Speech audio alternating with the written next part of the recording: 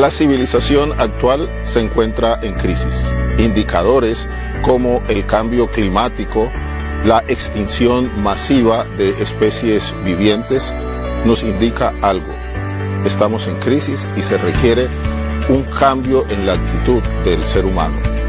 Este libro, Hacia la construcción de una humanidad planetaria, es una propuesta para ese nuevo ser humano que viva en armonía y en conexión con el universo. Una mayor información en la página web www.urielescobar.com.co.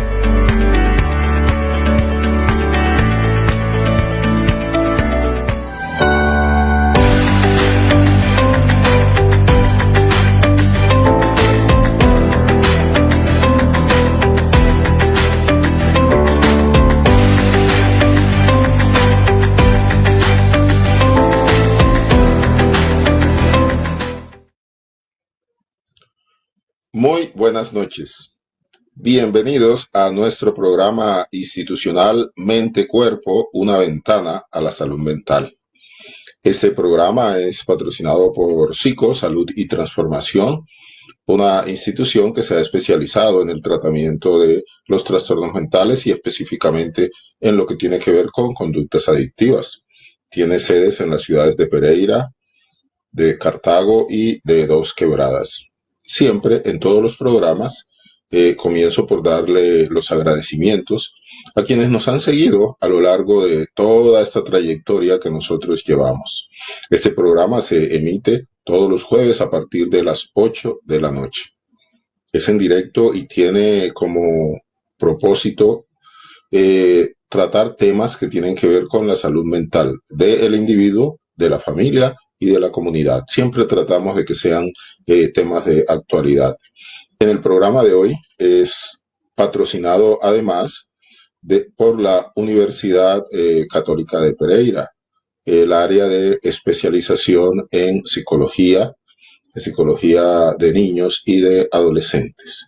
Y precisamente tiene su representación con la directora del programa, la coordinadora del programa de especialización, una de sus docentes, y la idea es que nosotros a partir de hoy vamos a tener 3 programas que van a estar dirigidos precisamente a darles elementos, a darles instrumentos a los padres para que entiendan muchas de las reacciones de los niños. Hoy vamos a hablar sobre los aspectos generales. El próximo programa va a ser también muy especial porque vamos a hablar acerca del niño y la escuela. Y finalmente el tercer programa va a estar dedicado a la adolescencia, esa etapa de la vida tan fabulosa, pero también llena de tantos conflictos. Muy bien, bienvenidos nuevamente y comenzamos entonces con las especialistas que nos van a acompañar en el día de hoy.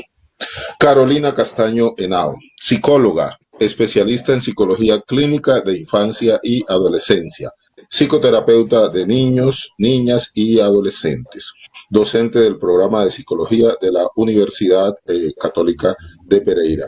Carolina, agradecimientos por aceptar la invitación al programa Mente-Cuerpo, una ventana a la salud mental, y bienvenida. Muchas gracias Uriel, muchas gracias a todas las personas que se conectan, que acceden a este contenido y por supuesto a todos aquellos que nos interesa la salud mental y que este sea un espacio para hablar sobre ello. Así será. Vamos a hablar mucho sobre la salud mental, especialmente de la población que tanto queremos nosotros, nuestros niños. Angélica Martínez es psicóloga, máster en educación y formación de la UPET de París, magíster en estética y creación. Ella es la coordinadora de la especialización en psicología clínica de la Universidad Católica de Pereira. Con Angélica nos conocemos ya hace algún tiempo porque los psicólogos que están en proceso de práctica de la Universidad Católica rotan por allá por Psico porque tenemos un convenio interinstitucional y entonces siempre estamos en una comunicación permanente. Angélica, tengo que agradecerte haber aceptado participar en nuestro programa Mente-Cuerpo, una ventana a la salud mental. Bienvenida. Uriel, muchísimas gracias por la invitación. Sí, de verdad que la Universidad Católica desde la especialización en psicología clínica y el programa de psicología, pues hemos venido estableciendo una relación directa a través de esta relación de docencia-servicio, donde nos permiten generar todos los aprendizajes y competencias para nuestros practicantes. Entonces, pues agradezco muchísimo la invitación. Sé que este programa pues tiene una trayectoria importante, un impacto importante en la comunidad, y creo que pues lo más importante es que nosotros podamos seguir aportando en todo lo que implica la formación de nuestros niños, niñas y adolescentes en la región. Entonces, muchísimas gracias por la invitación. Gracias a ti, Angélica, gracias a ti de verdad y a la Universidad Católica, que siempre hemos tenido tan buenas relaciones. Pienso que esta parte es fundamental para el desarrollo de la región del eje cafetero, ¿no? En la medida en que la academia se vincula con la atención directa a las personas, como estamos haciéndolo nosotros, y además que sea una fuente muy importante de investigación y, por supuesto, para la formación del nuevo talento humano, ¿no? Los que me van a relevar a mí, en este caso, a ustedes no, porque ustedes están apenas comenzando, pero ya en mi caso, los que nos van a relevar. Bien, yo creo que para hablar acerca de el tema que es salud mental e infancia, cómo acompañar adecuadamente a los niños en el confinamiento, nosotros debemos comenzar por el ABC. O sea, vamos a hablar acerca de aspectos que son cruciales, estudios que se han hecho en el mundo, que se han hecho en Colombia y que demuestran el grado de afectación psicológica y emocional que padecen nuestros niños y nuestras niñas. Vamos a hablar eso va a ser el aspecto central del programa, y yo les hago una invitación a todos los que están conectándose, porque hay muchas personas que ya se están conectando, que por favor nos hagan preguntas, que planteen inquietudes, sus comentarios, que aquí pues las expertas están listas para resolver las inquietudes. Entonces les propongo lo siguiente, Carolina y Angélica. Vamos a comenzar por el ABC. Lo primero sería hablar un poco acerca de cómo es el desarrollo psicológico y emocional normal de un niño y de una niña. Adelante, Carolina. Muchas gracias, Uriel. Bueno, para hablar sobre este tema que es el desarrollo psicológico y emocional de los niños y las niñas, pues primero que todo yo quisiera comenzar como por una definición básica, ya que esto no es un espacio académico, sino que sé que es un espacio que nos va a llegar a muchas personas que están participando pues hoy acá en este canal de difusión, entre los que se encuentran profesionales, padres de familia, adolescentes, madres, padres, cuidadores de todas las edades, ¿no? Entonces, lo primero que quisiera como desarrollar es qué entendemos por esto de desarrollo emocional y psicológico, ¿no? Entonces, lo vamos a entender pues precisamente como a todos esos procesos y a todas esas experiencias a través de las cuales el niño, la niña construye, elabora su identidad, su autoestima, su seguridad y su confianza. ¿Sí? En resumen, lo que vamos a llamar desarrollo emocional y psicológico, pues es a todas esas experiencias, a todos esos procesos por los que los niños van a precisamente a formar su carácter, van a formar sus gustos, sus preferencias, pues y en última su personalidad. ¿Sí? Entonces, cuando pensamos en esos procesos, no podemos pensar que se den como exentos de una realidad social. Por lo tanto, siempre ese desarrollo socioemocional, esas experiencias, pues van a estar vinculadas a otros que pueden ser pares, ¿sí? Que pueden ser otros niños, niñas, y otros que también pueden ser los adultos, en este caso casi siempre padres, madres, cuidadores, abuelos, hermanos y demás, ¿no? Entonces ese desarrollo emocional pues se forma siempre desde el nacimiento. Creo que todos y todas hemos escuchado que desde el nacimiento ya se consideran unas experiencias que tienen lugar en esos primeros años y que de alguna forma tienen un impacto en esa formación futura de los vínculos de los niños y las niñas, ¿no? Entonces, esos vínculos, a mí me parece muy bello lo de esos vínculos, porque esos vínculos son tan primarios que incluso tienden a desarrollarse sin que haya que enseñar a hacerlo. Y esas relaciones son la principal fuente de la seguridad pues que se da a lo largo de la infancia y que se vuelven fundamentales en la vida adulta. En gran medida, esas relaciones pues van a dar cuenta de un desarrollo emocional que va a posibilitar el establecimiento de relaciones interpersonales, la vinculación a procesos funcionales a nivel social, laboral, ocupacional y también los procesos autorregulatorios, ¿no? Yo creo que a lo largo de esta conversación muy seguramente vamos a estar como tocando algunos elementos característicos de ese desarrollo socioemocional, pero acá yo voy a dejar como algunos para no extenderme mucho.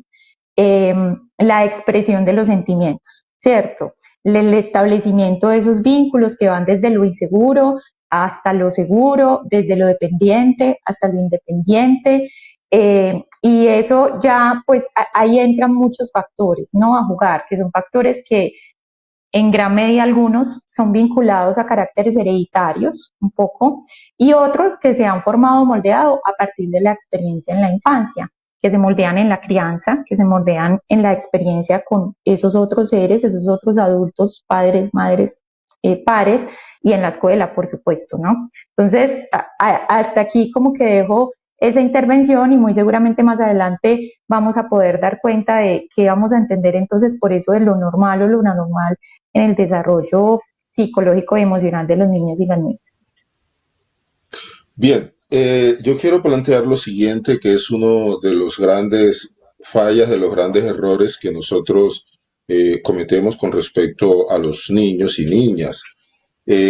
Muchas personas piensan que el niño y la niña es un adulto pequeño, ¿no? Y no, el niño tiene una serie de características absolutamente distintas a nosotros los adultos.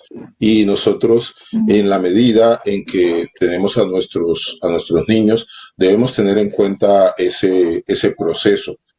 Recientemente una señora me consultó y me decía, estoy muy preocupada y yo le pregunté, ¿y cuál es el motivo de su preocupación? No, es que mi niño de 8 años, él no se concentra, él está haciendo una determinada actividad y de pronto sale a hacer otra actividad y yo le estoy repitiendo a él, usted tiene que hacer esto cuando se levanta, tiene que bañarse, tiene que tender la cama y a él se le olvida. Entonces yo creo que el niño tiene un problema. Entonces yo le decía, hay que entender que precisamente el niño está en un proceso de formación. De pronto, si usted se compara con él, por supuesto, a usted no se le olvida. Usted le dijeron, haga esto y ya, pare de contar. Pero con el niño eso no puede funcionar de esa manera. Uno a un niño no le dice, esta es la M y ya se lo aprendió. Esta es la A y ya se... No, tiene uno que estar en ese proceso de repetir a través de ese proceso de formación. Entonces, yo quiero que hablemos un poco sobre ese aspecto, Angélica, como cuáles son esas diferencias que hay en la manera como el niño y la niña enfrenta los diferentes desafíos, ¿no?, de la vida.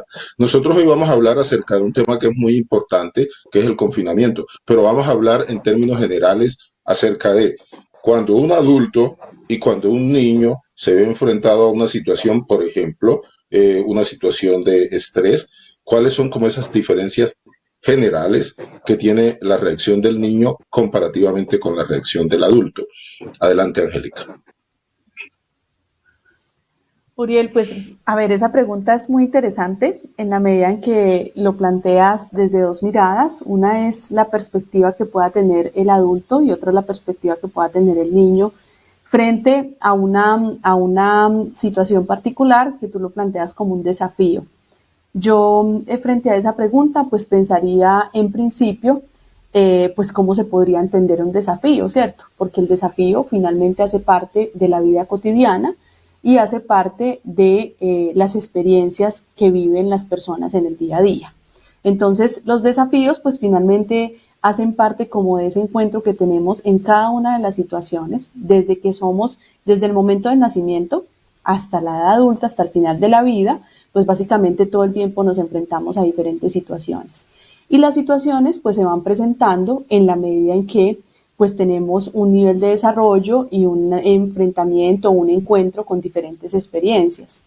Entonces ahí pues el desafío habría que entenderlo también, habría que mirarlo si es una perspectiva desde la oportunidad o es una perspectiva desde la crisis, ¿sí? Entendiendo que si podemos tener una perspectiva distinta y una mirada mucho más desde la vía de la oportunidad, pues entonces esto nos va a permitir entender que el desafío al ser parte de la vida, al ser parte de la experiencia misma, pues se convierte en un asunto que nos permite poner todos los recursos que tenemos, todos los recursos que podamos tener, tanto a nivel social, a nivel emocional, a nivel cognitivo, a nivel de relaciones interpersonales, cómo podemos poner eso en un escenario particular.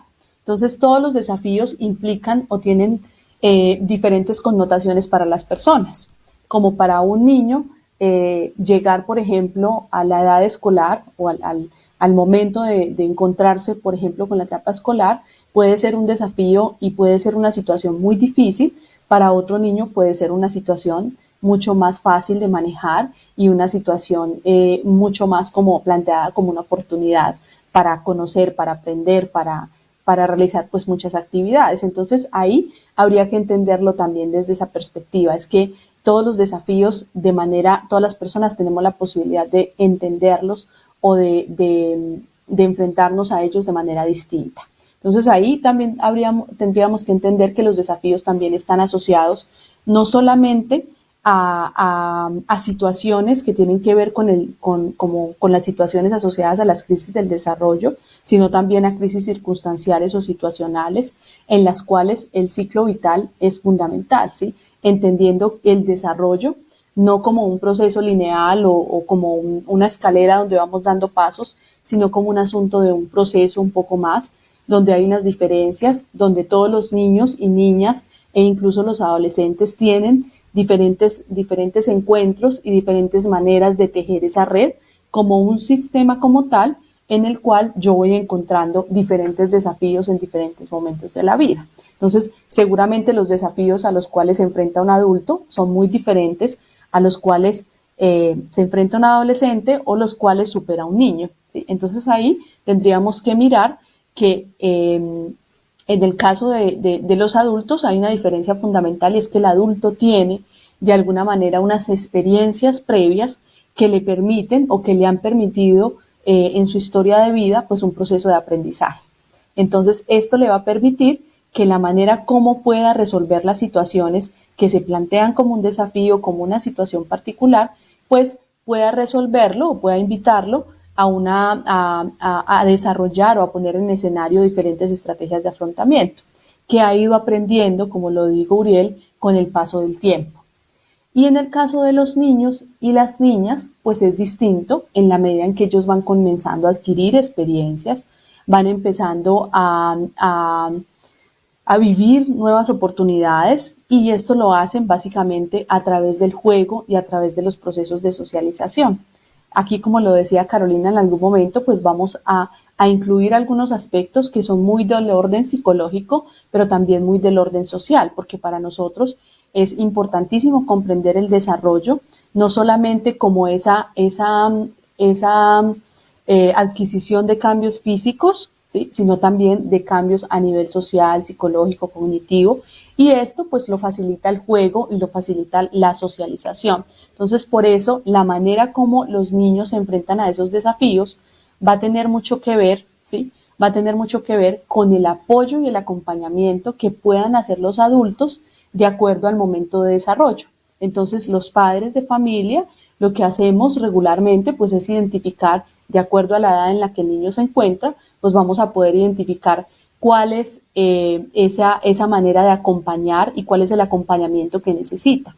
Pues un niño, un bebé recién nacido, en las primeras etapas del desarrollo requiere un acompañamiento y es diferente al acompañamiento que requiere un niño en la infancia intermedia o un adolescente. Pero en este caso, pues a nosotros nos compete en este programa hablar específicamente de los niños. Entonces acá lo que encontramos en los niños y en las niñas es que ellos sí requieren el apoyo del adulto para enfrentarse a estos desafíos de la vida y que pues el adulto va a ser de alguna manera un modelo, ¿sí? Un modelo que permite mostrar y permite entender pues cómo es que puede responder a esos desafíos como tal. Eso en términos generales, pues los niños se van a enfrentar a los desafíos dependiendo también del contexto, ¿cierto? Si es un desafío a nivel familiar, si es una situación a nivel académica o educativa, si es una situación que tiene que ver con el desarrollo propio de la autonomía o con los procesos de socialización o lo que se ha llamado también como la sociabilidad. Y pues en este caso, en términos de lo que implica, por ejemplo, el confinamiento, en el caso de los niños, pues todo lo que tiene que ver con la percepción sobre el futuro. Entonces, esos son como aspectos sobre los cuales versa y esas diferencias sobre las cuales se puedan presentar. Entonces, ahí tendríamos que entender qué son las situaciones, ¿sí? Pero también tiene que ver con esa etapa del desarrollo y la manera como los niños van incorporando pues estas situaciones y cómo los adultos acompañan, porque somos los adultos los que acompañamos el desarrollo de los niños. Estabas hablando, y para continuar con respecto a los desafíos, con respecto a las situaciones de estrés, a las pérdidas, en fin, esto ha sido muy bien estudiado en la psicología y en la psiquiatría. La doctora Elizabeth Kubler-Ross, por ejemplo, ella plantea las 5 etapas por las que pasa una persona cuando se ve enfrentada a situaciones que le generan tensión, que le generan estrés o ante algunas pérdidas. Ella habla de esas 5 etapas, de la etapa del shock, de la negación, de la depresión, de la aceptación y paz, en términos como muy, muy generales. Ahora bien, ¿qué sucede con el niño? ¿Qué sucede con el niño y con la niña cuando se ven enfrentados a estas situaciones? ¿Cuáles son las principales reacciones desde el punto de vista psicológico, emocional y conductual que presentan los niños, ¿cierto? Cuando se ven enfrentados a este tipo de situaciones. Yo no soy experto, pero sí en mi formación como de la psiquiatría infantil me enseñaba que los niños tienen una tendencia a somatizar más cuando tienen dificultades, cuando tienen problemas.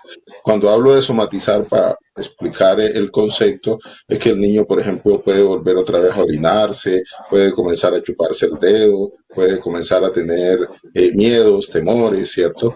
Entonces, la inquietud es, Carolina, y me gustaría que hablaras sobre este tema que es fundamental.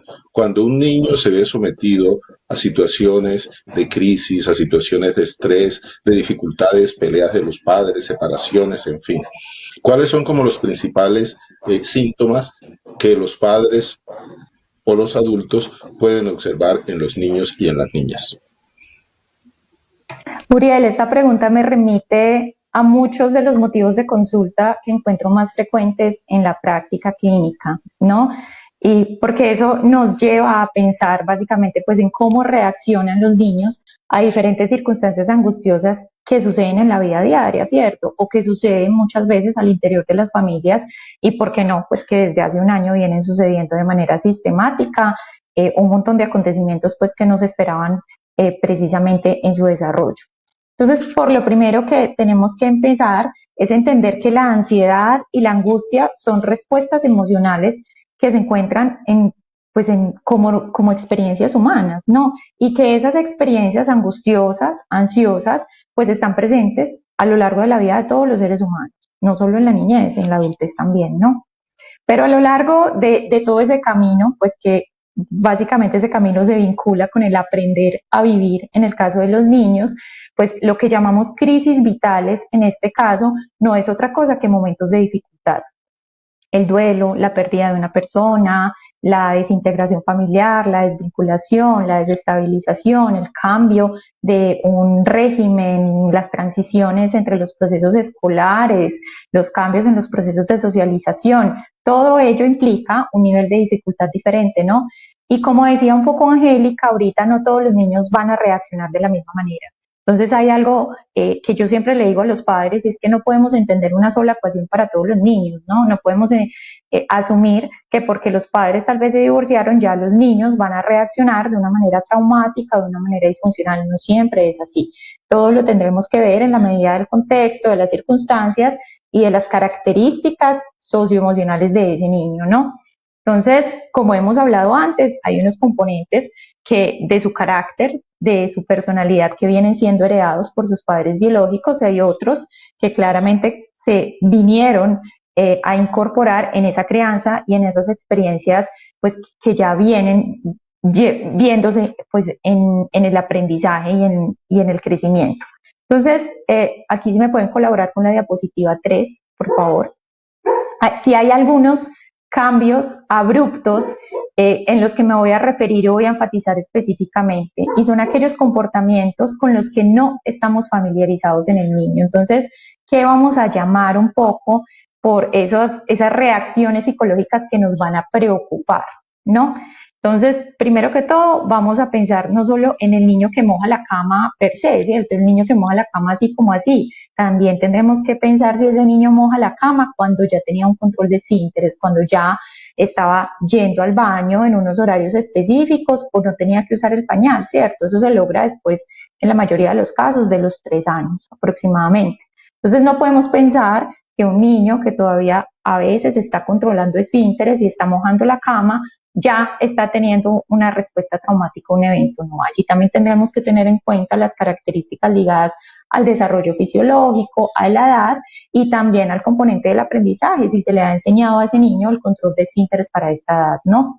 Entonces, el niño sobre todo preocupa o el niño inquieta a nivel psicológico cuando presenta comportamientos que en la clínica llamamos comportamientos regresivos.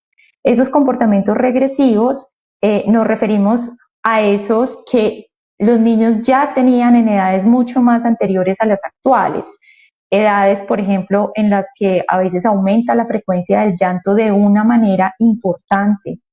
Recordemos que el llanto ya es utilizado como una forma de expresión en los primeros días de vida. El bebé se manifiesta con llanto y allí manifiesta la inquietud, manifiesta el enojo, manifiesta la necesidad. Y cuando hay un incremento en ese llanto en un niño que usualmente no llora con esa frecuencia, pues comienza a veces a generar inquietud. Cuando los niños cambian radicalmente los niveles de frustración, cuando aumentan las pataletas y esos vínculos de apego que se vuelven claramente muy inseguros. Entonces el niño que ya no se quiere quedar solo, el niño que no contempla estar sin el otro, el niño que es irascible, o sea, que es impaciente, el niño que pierde el control fácilmente cuando antes podía ya ejercer un proceso de autorregulación emocional y comportamental. Entonces, quiero ser muy clara en esto y muy enfática, y es que aquí estoy siempre marcando estos comportamientos en relación al estado que podemos llamar normal o reconocer normal en nuestros niños. Todos los niños tienen una personalidad y ya podemos reconocer un comportamiento que es usual en ellos, unas formas de asumir la frustración, unas formas de comportarse frente a la norma, unos hábitos, unas rutinas, unos aprendizajes en unas transiciones propias del desarrollo, como por ejemplo comer solo, vestirse solo, hábitos de autocuidado, pero cuando comenzamos a ver cambios abruptos en ello, cuando el niño que era valiente, era temerario, ya no quiere salir, ya no quiere saludar, ya no quiere jugar, está alejado, cuando el niño que, veámoslo por el sentido contrario, era más tímido, ya comienza a llamar mucho la atención, a gritar, cuando el niño que dormía solo, de un momento a otro ya no duerme solo, ya es temeroso cuando no lo era así, pues entonces hay unas reacciones psicológicas que allí comenzamos a mirar como inquietantes desde el punto de vista de la psicología clínica infantil. Y el segundo indicador, un poco de reacción emocional ante situaciones críticas, ya lo decía usted, doctor Uriel, y es aquel de la somatización, ¿no? Y aquellas manifestaciones conductuales y somáticas de este niño. Entonces, retorcijones, síntomas gastrointestinales, la misma enuresis, la oncopresis, que es la pérdida del control de los esfínteres para orinar, para defecar, el tartamudeo, que a veces cuando los niños ya tienen un control del lenguaje, tienen un vocabulario más extendido, comienzan un poco a quedarse en las palabras, y bueno, pues allí vemos un montón de componentes que si ya los hemos descartado por medio de valoración pediátrica, por medio de valoración médica y nos han dicho que no tiene una correlación fisiológica, pues entonces también es momento de abordarlos desde lo psicológico y comenzar a pensarnos en el orden de los antecedentes, qué ha pasado en la historia de aprendizaje de ese niño, qué ha pasado con las situaciones que ha vivido y qué puede estar dando lugar para que ese niño manifieste esas angustias o esas ansiedades de otras maneras, ¿no? Ok. a mi sobrina Gisette, que está desde Chía, está siguiéndonos, ella es estudiante de psicología. Entonces, Gisette, te animo y a todos, por supuesto, para que formulen sus preguntas, sus inquietudes con respecto a temas que tienen que ver con la psicología y especialmente de la psicología infantil. Estamos aquí ante dos expertas en este tema. También a Esteban, otro sobrino, que está muy interesado, que va a comenzar sus estudios de psicología precisamente acá en la Universidad Católica de Pereira, una universidad pues que está avalada y está reconocida pues en toda la región. Entonces, preguntas por favor, las inquietudes que tenga.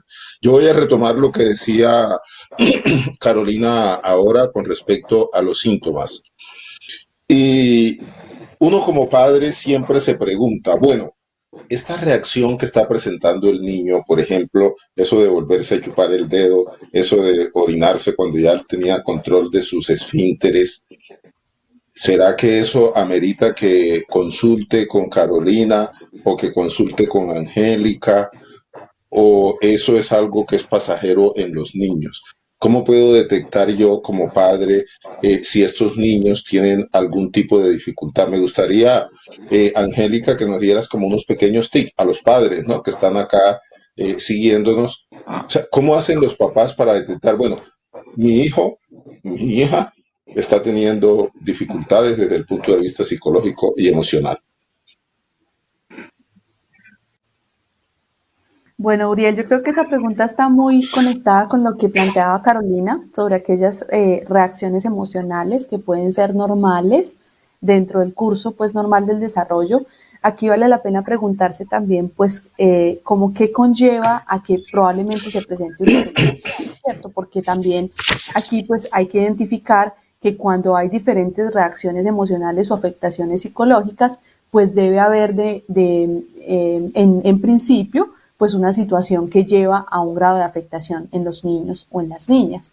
Entonces aquí podemos encontrar situaciones, por ejemplo, en el caso de lo que nos compete el día de hoy, lo que nos convoca pues como la charla, pues básicamente puede ser lo que es, por ejemplo, la interrupción de los vínculos físicos con los seres queridos, que ha sido una situación que hemos vivido en el último año, la pérdida de la autonomía, en el caso de los niños, la autonomía es un factor muy importante porque la autonomía es el que permite que el niño tenga un espacio, que tenga un lugar, que tenga unos momentos dedicados para sí mismo donde sienta que es capaz de hacer y regular pues como todo su comportamiento.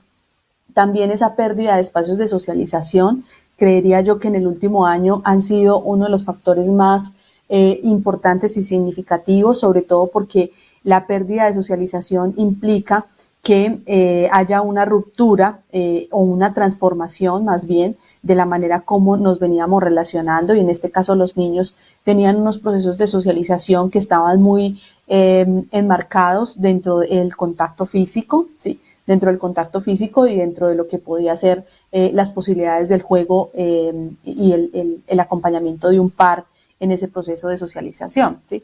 También otro aspecto que podría tenerse aquí en cuenta, pues tiene que ver también con la incertidumbre sobre lo que pasa o lo que acontece en torno a la enfermedad y las afectaciones que esto puede causar en las personas más cercanas. Los niños, a pesar de que tengan una corta edad, pues los niños tienen un nivel de comprensión de lo que sucede y muchas veces los padres de familia minimizan un poco la comprensión que los niños puedan tener. Entonces ahí es donde nosotros como padres de familia tenemos la capacidad de conocer o reconocer cuáles son las reacciones normales de los niños o de nuestros hijos frente a algunas situaciones de la vida cotidiana. Aquí yo me pregunto, ¿quién conoce más el niño? Si no es el padre de familia, una mamá o un papá, o quien haga las veces de cuidador principal para los niños y las niñas. Esto permite, y por eso para nosotros, por lo menos en el trabajo clínico con niños y adolescentes, pues el acompañamiento del cuidador es fundamental en la medida que él es el que conoce y nos da cuenta de las reacciones que suelen o que suele tener un niño frente a algunas situaciones de la vida cotidiana. Entonces, las respuestas emocionales pueden ser muchas y pueden variar dependiendo la situación. Como decía Carolina, pues los niños pueden presentar temor, pueden presentar ansiedad o angustia, que esos son como uno de los síntomas más comunes, irritabilidad, porque son niños que regularmente tenían una serie de comportamientos o conductas frente a una situación en casa, porque ahora estamos hablando de casa y del confinamiento, y de repente el niño empieza a mostrarse un poco más irritable, un poco más enojado, y a veces se presenta también algunas dificultades en la concentración o dificultades del sueño. Pero estas situaciones o estas respuestas emocionales las puede identificar fácilmente un padre de familia. O sea, no es como que tengas que ser un psicólogo para poder identificar esto. Realmente tú los puedes identificar porque hace parte de la cotidianidad. Entonces los papás son quienes tienen la posibilidad, y las mamás, de conocer esas respuestas, pero como bien decía Carolina del doctor Uriel, pues básicamente son respuestas adaptativas, ¿sí? Que son o que se convierten, ¿sí? Como en respuestas asociadas a una edad, a un momento del desarrollo, que se pueden observar diferentes expresiones o se pueden observar expresiones o malestares subjetivos, pero que no van a constituir básicamente una patología en sí misma ni un trastorno en salud mental. Eso es muy importante. O sea, que identifiquemos que estas son comportamientos o reacciones normales frente a situaciones. El tema es cuando se presenta o no se presenta frente a una situación que puede generar este tipo de respuestas, ¿sí? Emocionales. Entonces aquí habría que identificar también cuál es la situación que se está presentando y cuáles son las respuestas que el niño puede presentar allí. Esto impacta directamente pues en la vida cotidiana o en las actividades de la vida cotidiana, y pueden ser reacciones defensivas, pero también pueden ser reacciones adaptativas, que son esperables frente a una situación donde hay incertidumbre, donde hay preocupación, donde todo lo que produce o lo que ha producido esta situación como tal que estamos viviendo en este año y medio, que son reacciones comunes y son reacciones o respuestas adaptativas. Y esas respuestas, pues lo que hacemos es, como padres de familia, identificar cuando ya se presentan con mucha, con más intensidad y con más frecuencia. Esos serían dos factores muy importantes para identificar. Ahí tendríamos que ya pensar en el acompañamiento o en la intervención de un profesional. Pero si están presentándose de alguna manera y tienen una situación que acontece, o hay una situación que favorece que esto se presente, pues ahí tendríamos que empezarlo también como a revisar. Muy bien, les cuento.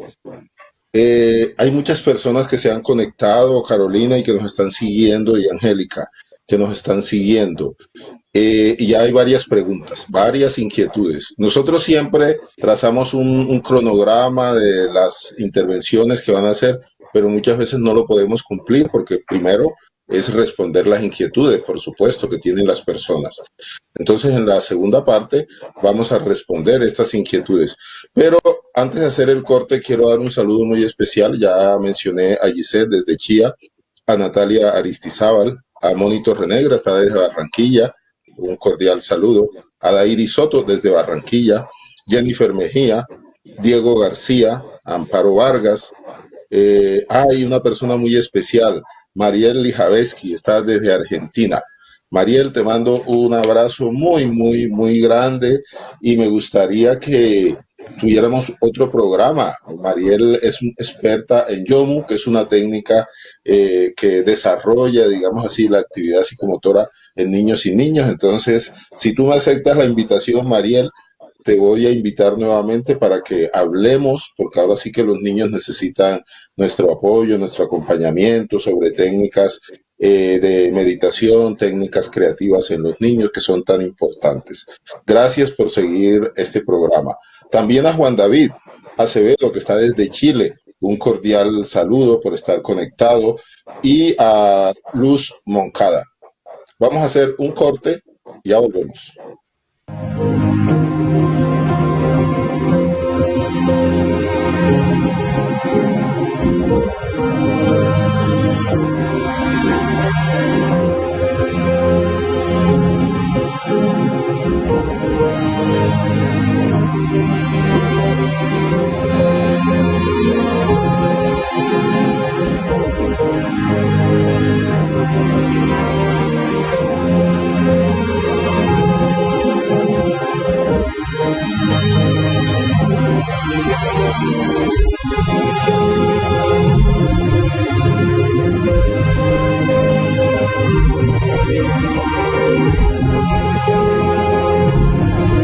Hola, un cordial saludo. El ser humano se ve sometido permanentemente a situaciones que le generan tensión y estrés, especialmente la situación que estamos viviendo de incertidumbre. Este libro, Cuida tu salud mental, es una respuesta para que de manera práctica las personas desarrollen su potencial interior. Lo puedes conseguir a través de las redes sociales, la página web www.urielescobar.com.co y en los teléfonos que aparecen en pantalla.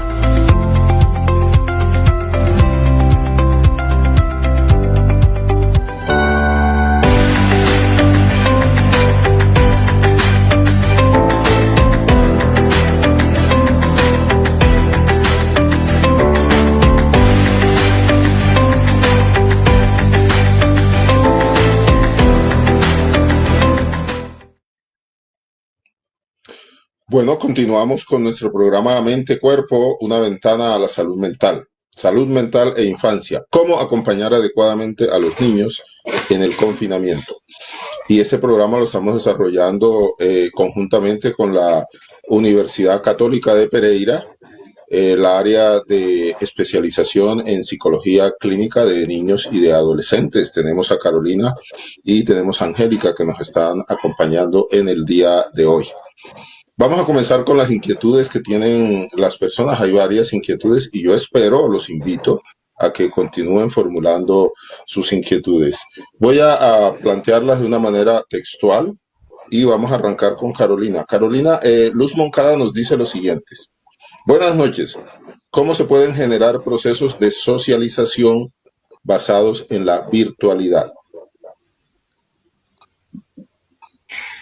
Bueno, Luz, de hecho, yo creo que Luz apunta a una de las afectaciones principales que nos muestra la misma investigación alrededor de los efectos del confinamiento y de la pandemia en la infancia y en la adolescencia, específicamente en las áreas de socialización, teniendo en cuenta que la mayoría de niños, niñas y adolescentes actuales, incluso universitarios, pues todas las socializaciones que hacían de manera presencial ahora las están haciendo en línea, ¿no? Entonces esas nuevas búsquedas, nuevas formas de sociabilidad frente a la pérdida de los encuentros cara a cara, pues implica también un malestar personal, ¿cierto? Que me imagino que es al que Luz se refiere.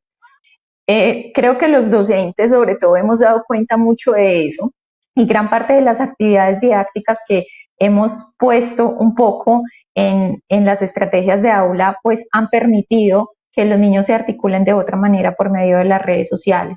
Las redes sociales pueden dar lugar para muchas cosas buenas y se pueden rescatar algunos elementos, ¿no? Yo acá voy a ser muy específica en una experiencia que me parece muy interesante y que personalmente al principio no me parecía tan fructífera, pero que veo que ha generado unos elementos muy buenos. Y es el tema de TikTok, ¿no? Entonces también tendremos que aceptar con ello que la mayoría de adolescentes y niños pues ya usan redes sociales y si no las usan, utilizan los canales de información virtual para socializar. Y cuando nosotros tal vez no estamos atentos a esos canales de comunicación, pues puede dar lugar a todo, ¿cierto? Porque los niños tienen muchas preguntas y cuando nosotros no se las respondemos, pues van a buscar en Google y allí se van a encontrar todo un universo de posibilidades que incluye tanto lo bueno como lo no tan bueno. Entonces, cuando me refiero a TikTok, es que creo que es una herramienta que nos sirve también para el aprendizaje. Creo que a veces los adultos, ante el desconocimiento de las aplicaciones, de las novedades que hay un poco en las redes sociales, también apelamos simplemente a la crítica. Y yo me he dado la oportunidad de reconocer en TikTok unas experiencias de aprendizaje muy interesantes. De hecho, hay un hashtag de TikTok que se llama como Aprende con TikTok o Aprendiendo con TikTok. Y a partir de allí, los muchachos de todas las edades, niños, niñas, adolescentes, jóvenes, ponen material para enseñar cosas, ¿cierto? Y hay de todos los tipos de aprendizaje. Creo que eso es una buena plataforma para generar interactividad desde la virtualidad, una forma que además es totalmente actualizada, que implica también la innovación y el uso de estrategias que están siendo muy populares hoy por hoy. Obviamente todo el uso de los recursos que nos ofrecen las aplicaciones y las redes sociales tiene que estar muy bien administrado y dependiendo de las edades, claramente, sabiendo que allí se encuentra también material audiovisual muy sensible y hacia los cuales los niños pueden acceder. Entonces no es igual el nivel de exposición que va a tener un niño de 6 años, de 8 años, a un adolescente de 15 o 16, por supuesto. También nos podemos encontrar un abanico de posibilidades en aplicaciones que se han diseñado en el último año para trabajar con niños, niñas y adolescentes. Por ejemplo, YouTube Kids, que es una herramienta que ya se había desarrollado incluso antes de la pandemia, ofrece un material educativo de muy buena mano y que viene ya filtrado con ciertos componentes para que los niños no accedan a cierta información que se sube al YouTube normal, ¿no? El tema de subir videos, de generar interactividad no solo a partir de las salas de Zoom, sino por medio de aplicaciones, funciona muy bien en muchos casos, incluso para los procesos de ayuda terapéutica y para ayudar como estrategias de interactividad, de acercamiento virtual, de aproximaciones sucesivas para muchos trastornos psicológicos que se encuentran presentes en la población infantil. Muy bien, gracias. Creo que es suficientemente ilustrada esta inquietud que nos planteaba Laura Moncada. Bueno, Natalia Aristizábal, que es la madre simbólica de acá de SICO, yo creo que tú la conoces, Angélica, la que está acá en Cerritos. Ella nos hace el siguiente planteamiento. El confinamiento nos ha acercado a la virtualidad, incluyendo a los niños, quienes deben ver clases por medios informáticos, comunicarse con sus pares. A partir de estas interacciones se ha evidenciado que los niños juegan virtualmente, teniendo en cuenta que estos juegos generan cierto grado de adicción, entre comillas. ¿Cómo un padre de familia podría controlar esto? Lo cual puede ser perjudicial para sus hijos, pero es la forma en que ahora los niños interactúan con sus amigos. Yo les decía a ustedes antes de que respondas, Angélica, que el próximo programa lo vamos a dedicar a la infancia y la escuela, porque eso es un tema clave, es un tema fundamental en este momento. Pero la inquietud de Natalia me parece bien, bien interesante. ¿Qué podríamos decirle nosotros a ella? Adelante, Angélica. Gracias a Natalia por esa pregunta. Me parece que no es una pregunta tan sencilla, sobre todo porque para nosotros ha cambiado mucho la realidad, ha cambiado mucho como las situaciones en las cuales se desarrollaban los contextos de formación y educativos para el caso de nuestros niños y niñas. Antes era muy difícil concebir, por ejemplo, que hubiesen colegios que vincularan o ofrecieran educación virtual para niños. Estaba más como del lado de la formación universitaria, y pues hemos encontrado que en la actualidad cada vez pues hay una mayor oferta, sobre todo por las condiciones en las cuales estamos enfrentados en este momento. Entonces aquí es donde los padres tenemos que poder empezar a poner como todas esas estrategias que nos permitan pensar cómo regular o cómo reorganizar las rutinas que se tienen al interior del hogar, porque finalmente pues nosotros estamos en una situación que implica un cambio de las rutinas en el contexto hogar o en el contexto habitacional, y eso incide básicamente en la salud mental de todo el grupo familiar. Entonces aquí esa reorganización de las rutinas pues implica que hayan unos tiempos y unos tiempos establecidos para el desarrollo de cada una de esas actividades, entendiendo que tanto las actividades académicas como las actividades de socialización y las actividades de ocio también son importantes para los niños y las niñas, y que no todas las actividades necesariamente se tienen que hacer a través de el uso de un dispositivo tecnológico. También podemos utilizar otras herramientas que nos permitan a nosotros. Lo que pasa es que ahí pues hay una exigencia mayor para el caso de los padres de familia, en la medida en que tenemos que diseñar o implementar nuevas estrategias para poder desarrollar estos procesos de socialización. Por ejemplo, en el caso de las familias donde hay niños o hermanos, pues es mucho más fácil poder desarrollar esos procesos de interacción y de socialización. Pero cuando no tenemos esa posibilidad y son niños solos que están en casa, en el caso de los niños, porque aquí el caso de los adolescentes sería muy distinto, habría que dedicarle casi un programa completo a los adolescentes, pues básicamente tiene que ver es cómo los padres de familia diseñamos esas posibilidades de que los niños estén estableciendo esos vínculos intersubjetivos con los adultos y con otros niños cuando no está la relación con el niño en el mismo contexto habitacional, sino que tenemos que buscar o acceder a una red social.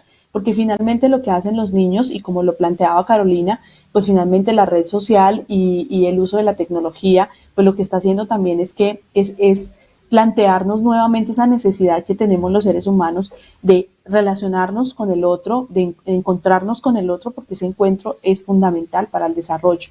Y esa capacidad también, entonces ahí también hay algo muy bonito, y es esa capacidad que tenemos de cuidar, pero también de cuidar a los otros. Entonces acá empezamos a poner sobre un escenario pues una cantidad de estrategias que no son sencillas, pero que hay que implementarlas y también hay que crearlas y hay que diseñarlas. Y no todas las estrategias funcionan para todos los grupos familiares. Eso depende, como lo explicaba ahorita, incluso de las condiciones habitacionales, dependiendo cómo esté constituido ese hogar, cómo son las condiciones de la vivienda, cómo son, si hay padres de familia que trabajan, si hay otros hermanos que están conectados. Entonces todo eso va a implicar que yo tenga el acceso a la conectividad. Todo eso implica que yo tenga que construir de manera creativa, ¿sí? Una forma nueva de vinculación y de poder, pues, como lo decía ahorita, replantear esas rutinas, porque finalmente las rutinas han sido las que han cambiado también. Estamos acostumbrados a otro tipo de situaciones y esto nos lleva, pues, a plantear, pues, como unas nuevas estrategias para poder simbolizar también como todas esas emociones y esas capacidades que tenemos tanto los adultos como los niños. Bueno, siguen las inquietudes. Tenemos bastantes inquietudes, Carolina y Angélica. Qué bueno, ¿no?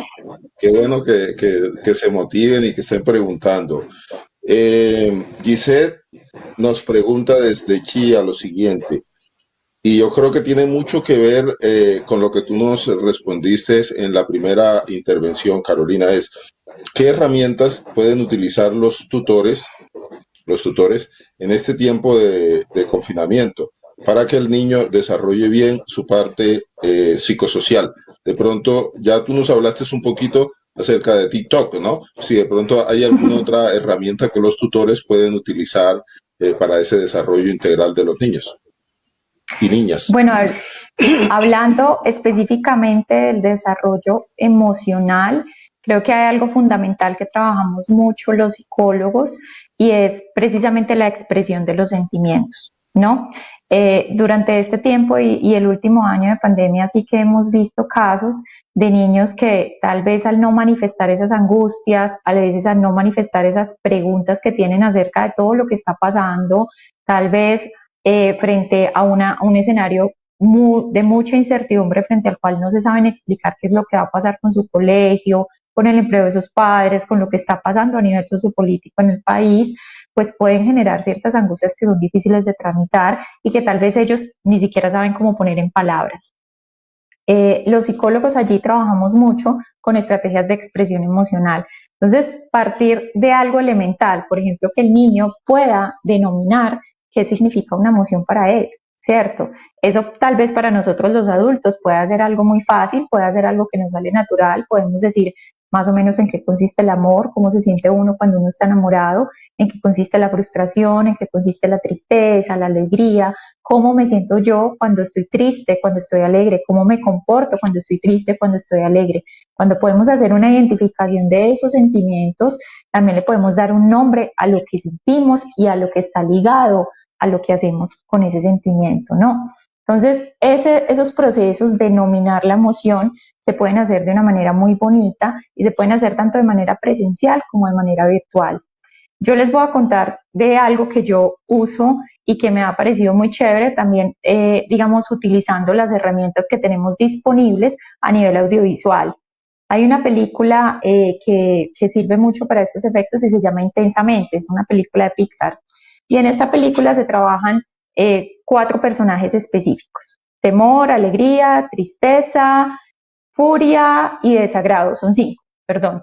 Y con esos 5 personajes, que son personajes animados, que tienen una personificación allí, que se comportan de unas maneras diferentes, que se relacionan con unos pensamientos, con unas situaciones específicas a lo largo de la película, se pueden tomar esos personajes como punto de partida para que los niños hagan procesos de identificación de situaciones, con emociones, con comportamientos, para que el niño a partir de allí pueda decir qué es lo que lo hace sentir mal, qué es lo que lo hace sentir bien y pueda movilizar esa emoción.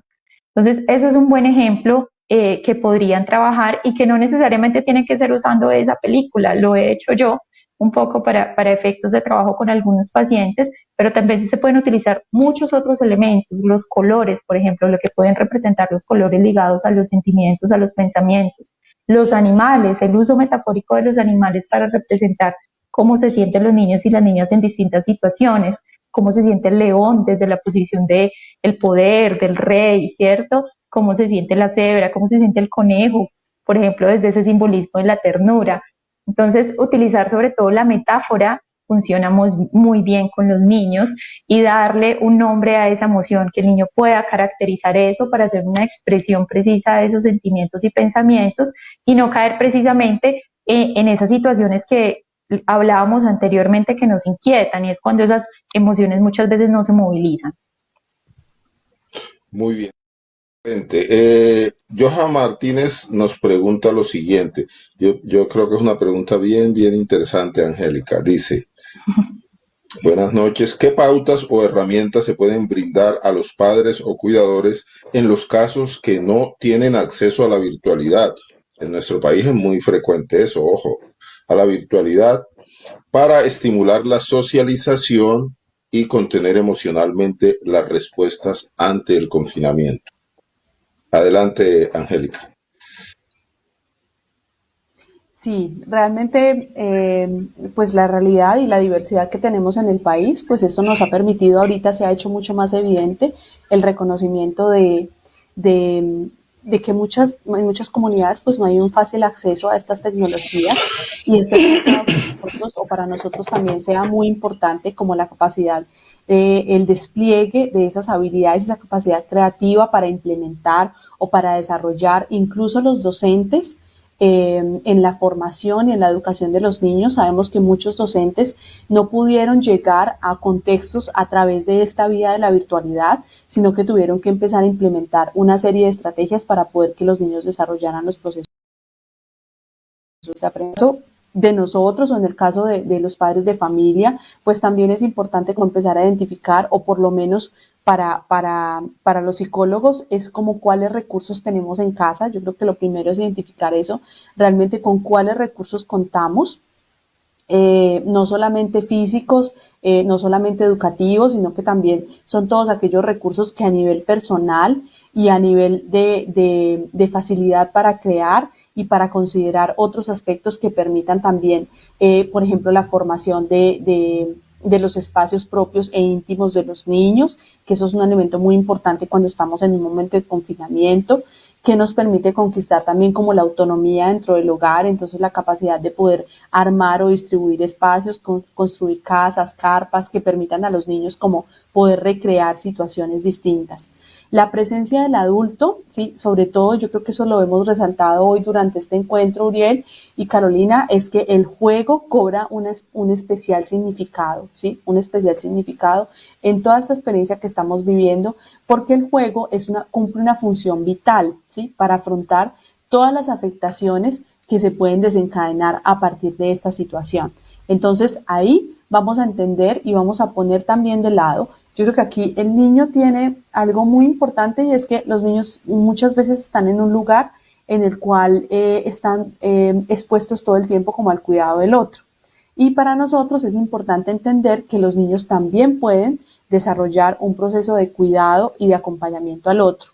En el caso, por ejemplo, del uso de las mascotas, que suele ser un recurso muy importante para nosotros trabajarlo, pero también cómo los niños pueden favorecer, si cuando no hay mascotas, pero hay plantas, hay otras situaciones de la casa o del hogar que pueden permitir que el niño ponga en escena como todas esas habilidades y esas competencias que pueda tener. Entonces, realmente es un asunto mucho más, está mucho más relacionado con lo creativo, con esa capacidad que tienes o que tenemos cada uno de nosotros, porque son los niños quienes esperan que nosotros podamos posibilitarlo, pero los niños también nos dan a nosotros muchas pautas. Los niños nos permiten entender qué es lo que a ellos los motiva, y también identificar cuáles son esos factores que pueden ser protectores para disminuir esas situaciones de tensión, pero también cuáles pueden ser esos factores de riesgo, que finalmente pues también se convierten en un factor importante a tener en cuenta.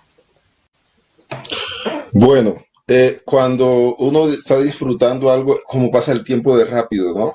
¿Cómo te parece, Carolina y Angélica, que se nos acabó el tiempo y todavía hay más inquietudes? Pero entonces voy a leerlas y voy a hacerle a ustedes unas preguntas concretas como para finalizar el programa. Pilar Ayala nos dice lo siguiente. Gracias por los aportes. Nos proporcionan elementos básicos para crear en las familias posibilidades de camino hacia la construcción de resiliencia, la capacidad de tener fortaleza en los momentos cotidianos de la vida. Y Mariel desde Argentina nos dice, los invito a visitar @yomu.love. Está lanzando un programa Mindful para el hogar y las instituciones. Podemos transitar estos tiempos en calma. Es momento de tomar acción. Bueno, Mariel, aquí en público te hago la invitación. Este programa que ustedes están haciendo allá en Argentina, te invito para que hagas el lanzamiento acá en Colombia. Ustedes tienen aquí muchas personas que siguen el sistema YOMU. Entonces, el próximo programa va a ser dedicado a los niños en la escuela. El otro va a ser de adolescentes y el siguiente, si tú estás de acuerdo, podemos hacer el lanzamiento de este programa que a mí me parece que es supremamente hermoso, ¿no? Y te agradezco mucho. El tiempo se nos acabó, pero yo quiero, hay varios puntos que teníamos que nos los hemos saltado. Yo quiero, comenzando con Carolina, que nos des, pueden ser ¿cuántos? 1, 2, 3, 4, 5 tics para los adultos, para los padres, para ayudar a los niños en esta situación tan compleja. Y Angélica también va pensando en sus 5 tics. Adelante, Carolina. Bueno, el primero que se me viene a la mente y creo que también siempre lo hablo mucho con los padres y con los cuidadores, no solo de mis pacientes, sino con quienes hablo, y es que para poder garantizar que los niños se sientan seguros y protegidos, sobre todo en esta contingencia, si nosotros como adultos sentimos mucha ansiedad, sentimos mucho enojo, probablemente los niños también resulten afectados por ese estado emocional que se manifiesta a veces en nuestras palabras y acciones.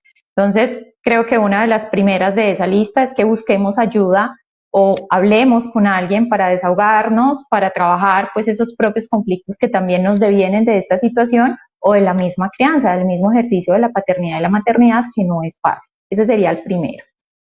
El segundo, creo que se desprende un poco de lo que hemos venido hablando hoy, y es estar muy atentos, es estar muy pendientes de cualquier cambio que se esté dando en nuestros niños, ¿no? Cuando vemos que hay conductas que son muy inusuales, que fuera de lo habitual cambia un comportamiento, cuando hay unos indicadores en nivel de intensidad realmente diferentes y además se ha dado pues como la exposición a algún evento que pueda generar algún tipo de reacción emocional en el niño, pues es importante tramitarlo, ¿cierto? Tramitarlo pues implica hablar del evento. Yo creo que muchas veces pensamos que con los niños no se pueden hablar temas emocionales o temas circunstanciales porque son niños y se les tiene que mantener al margen y prevenidos. Y ahí se desprende el tercer tip. Y el tercer tip hace alusión al tema de que necesitamos hablar con nuestros niños, ¿cierto? Necesitamos preguntarle al niño qué ha oído sobre lo que está pasando, ¿sí? ¿Cuál es su interpretación de lo que está pasando? ¿Qué cree que es lo que está pasando? Y a medida que el niño explica, a medida que el niño pone allí una serie de sentimientos, de pensamientos, de interpretaciones que pueden ser erradas, que pueden venir de compartir a veces elementos de lo que ven en la calle, en la televisión, con el amigo, con la amiga, con el abuelito, la abuelita, pues estar pendiente de esa información que puede tal vez estar causando algún tipo de angustia o que incluso puede ser errónea o percibida de una manera pues que no conduce a un proceso de adaptabilidad funcional en el niño, que puede generar malas interpretaciones, que puede generar miedos o que puede generar angustias subyacentes, ¿no?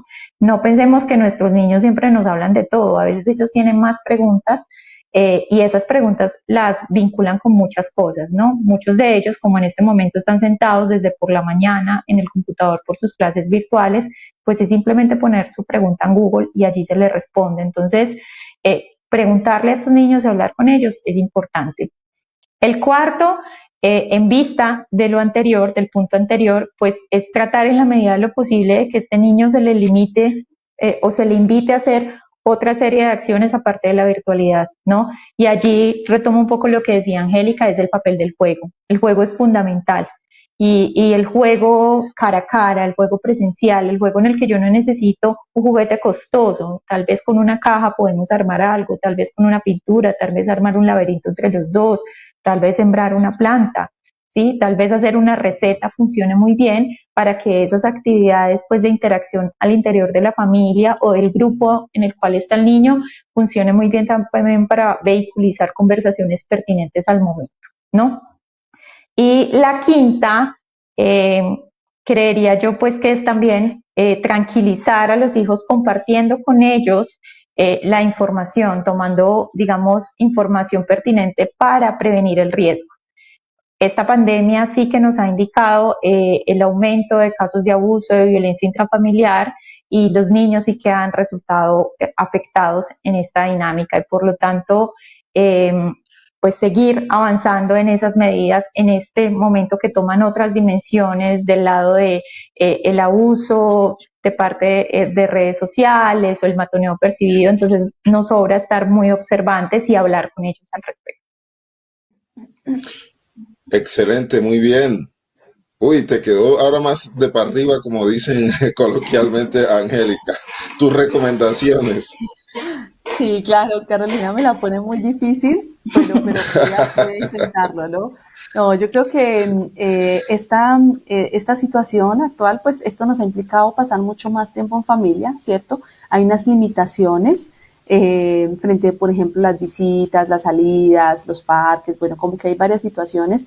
Yo creo que ahí lo importante también es entender que esto es una situación que de alguna manera como su nombre lo indica, pues es una situación, es una circunstancia como tal, pero como tal va a cambiar también. Entonces también hay que saberle explicar a los niños, de parte nuestra, de los adultos, es cómo explicarles a ellos que esto es un elemento circunstancial, pero que no es la situación única sobre la cual vamos a vivir o con la cual vamos a vivir, ¿sí? Esto implica, y yo vuelvo aquí al tema de las rutinas, de la reorganización de las rutinas. Yo creo que este ha sido uno de los desafíos más importantes, pero más bonitos también porque hemos aprendido muchísimas cosas sobre lo que se puede hacer en casa y lo que no se puede hacer, hasta dónde podemos llegar, y creo que esto permite valorar muchísimo como esos espacios.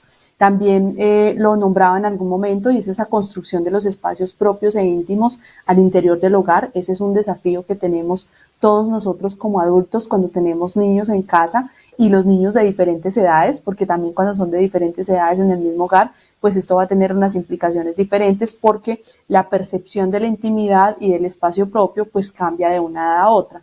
Entonces creo que eso también sería un elemento muy importante a tener en cuenta. Yo, al igual que Carolina, considero que el juego, y como lo hemos dicho en el transcurso de todo esta conversación, pues básicamente el juego se convierte en un especial momento para encontrarnos con los niños, porque realmente pues estamos trabajando todo el tiempo, estamos realizando muchísimas actividades al interior del hogar, pero los niños finalmente lo que desean es jugar, ¿sí? Y desean es estar allí y que finalmente compartan con ellos. Para los niños la situación emocionalmente no es de tantísimo impacto como por ejemplo para los adolescentes, pero sí los adultos debemos estar pues muy atentos a todo lo que implica esto. Para los niños es importante sentirse acompañados, escuchados. Creo que ahí nuevamente replanteamos esto, y es cómo hay que preguntarle a los niños, independientemente de la edad, siempre a un niño hay que preguntarle en sus palabras, poniéndonos al nivel de ellos, qué es lo que están comprendiendo por lo que está pasando, y ellos mismos nos empiezan a mostrar como el camino y las respuestas y hacia dónde están o cómo están comprendiendo esta situación. Esto permite que podamos construir de forma creativa, que podamos construir de manera conjunta, y también pues que podamos ser protagonistas y que los niños puedan ser protagonistas de las decisiones que sean concernientes a la vida. Yo creo que aquí hay que considerar también que las decisiones que se tomen al interior del hogar pues también sean concertadas y también sean construidas con los niños. A los niños también hay que preguntarles, incluso con cosas muy sencillas como lo que hacemos en casa, mover objetos, porque espacios, organizar espacios para estudiar, para jugar, para todas las actividades, pues también hay que tener como unas decisiones que sean concertadas y que los niños también se sientan protagonistas de esas decisiones y elecciones que tomamos en la cotidianidad. Y finalmente, pues esa capacidad de simbolizar las emociones. Realmente, como decía Carolina, pues las emociones son un aspecto muy clave y son ese aspecto sobre el cual nosotros trabajamos todo el tiempo, porque los niños son una cantidad de emociones y esas emociones las ponen siempre están puestas en sus comportamientos, están puestas en sus pensamientos, las estamos viendo allí todo el tiempo y finalmente si nosotros trabajamos con la emoción, pues ahí es donde vamos a poder entrar como en ese mundo infantil que para algunas personas es tan complejo adentrarse, comprender, pero finalmente es con elementos muy sencillos, como lo explicábamos ahorita, de la vida cotidiana y de los recursos que tenemos en casa. Esto es muy importante porque no todos tenemos los mismos recursos, pero con los recursos que tenemos de manera creativa seguramente vamos a poder hacer muchas cosas para nuestros niños, niñas y adolescentes. Bien, cordial saludo a Johan Martínez, a Pilar Ayala, a Ana Felisa Ropero, a Andrés Arango y a Flaquis Betancourt. Vamos a hacer un corte y volvemos para despedir el programa. La civilización actual se encuentra en crisis. Indicadores como el cambio climático, la extinción masiva de especies vivientes nos indica algo. Estamos en crisis y se requiere un cambio en la actitud del ser humano. Este libro, Hacia la construcción de una humanidad planetaria, es una propuesta para ese nuevo ser humano que viva en armonía y en conexión con el universo. Una mayor información en la página web www.urielescobar.com.co.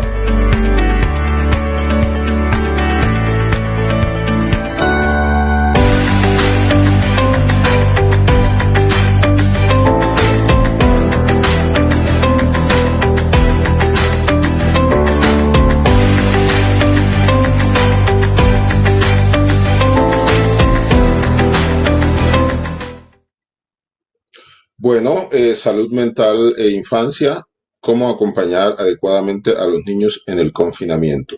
Este programa, les confieso, lo he disfrutado muchísimo. Gracias por los aprendizajes, Carolina y Angélica. De verdad, han sido mucha la información que hemos recibido de parte de ustedes. Tengo que darle agradecimientos infinitos a la Universidad Católica de Pereira, a la Facultad de Psicología, del área de especialización en psicología infantil y de adolescentes. Yo pienso que esto que nosotros estamos haciendo es un aporte fundamental a la construcción de un mejor país, de una mejor sociedad. Yo siempre en los programas, hoy no lo hice al comienzo, pero lo hago ahora al final, estoy en meditación y en oración permanente porque en nuestra amada patria haya paz, haya armonía, haya diálogo, haya acuerdos y haya consensos. Necesitamos un país en paz para poder establecer esos procesos de desarrollo, pero también necesitamos un país igualitario, un país en el cual haya preocupación por los seres, especialmente las personas que están en situación de vulnerabilidad, principalmente a nuestros jóvenes. Carolina, muchísimas gracias por todos estos aportes que has hecho en el programa en el día de hoy. Gracias a ustedes por la invitación y más que bienvenidos a hacer preguntas, porque creo que, como lo decía al principio, sobre la salud mental sí que tenemos que hablar, tenemos que incorporarla al componente de salud global y tenemos que preguntar si tenemos dudas, tenemos que bajarle el estigma y esos sesgos que tenemos sobre la salud mental y más aún pues para aquellos que se encargan del cuidado de los niños, que es fundamental por estos días. Gracias. Angélica, muchísimas gracias por aceptar la invitación y por todos los aportes que has realizado. Y además, por supuesto, tú eres la persona encargada de coordinar los otros programas que se vienen, los dos programas que amablemente la Universidad Católica pues nos ha concedido a nosotros en este programa Mente Cuerpo. Gracias, Angélica. No, muchísimas gracias a ti por la invitación. Realmente, pues he sido seguidora del programa. Conozco muchísimo, pues, como el interés que ha tenido y el impacto que tiene este tipo de alternativas, pues, para que la gente pueda acceder a información de primera mano. Las personas, de verdad que el conocimiento está para compartirlo, y desde la Universidad Católica y desde la especialización en psicología clínica, pues nuestro objetivo siempre ha sido formar profesionales que puedan acompañar todo lo que implica el abordaje de los niños, las niñas y las adolescentes. Entonces, aquí seguimos pues en contacto. Claro que sí, vamos a seguir acompañando nuestra segunda y tercera parte del programa, y pues te agradezco muchísimo la invitación, y la Universidad Católica siempre tiene las puertas abiertas para poder seguir acompañando estos procesos. Gracias, gracias a la Universidad Católica, gracias a Carolina, a Angélica. Para el próximo jueves ya le hemos hecho la invitación, vamos a hablar acerca de la infancia y la escuela, ¿no? Una situación que sin duda alguna es de muchísima utilidad para los padres, para la sociedad en general. A todos ustedes, muchísimas gracias por acompañarnos y que tengan una feliz noche, que estén muy bien.